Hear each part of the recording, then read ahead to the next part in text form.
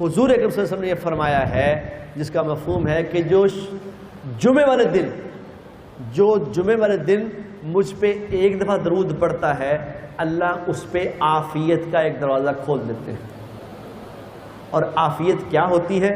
جس کو عافیت مل جائے، اس کو 4 چیزیں مل گئیں، سمجھ لو۔ جب وہ کہتے ہیں کہ اللہ عافیت تجھے دے تو اس کا مطلب تمہیں 4 چیزیں دے۔ 4 چیزیں کون سی؟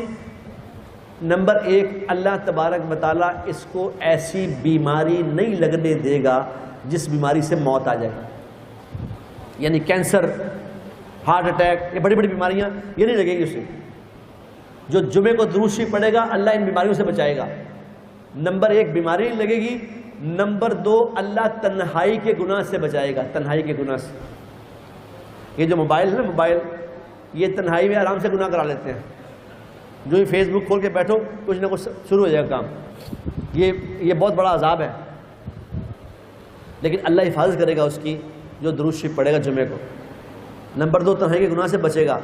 نمبر 3 اللہ تبارک و تعالیٰ دنیا کے ظالم لوگوں سے اس کی حفاظت فرمائے گا، ظالموں سے واسطہ نہیں پڑے گا۔ نمبر 4 اللہ تبارک و تعالیٰ اس کو بغیر محنت کے روزی عطا فرمائے گا، بغیر محنت کے روٹی ملے گی انشاءاللہ تعالیٰ، جس کو عافیت ملے گی۔ جو درود شریف پڑھے گا اللہ کے نبی نے فرمایا اس پہ عافیت کا دروازہ کھل جائے گا۔ جو 1000 دفعہ پڑھے گا اس پہ 1000 دروازے کھل جائیں گے۔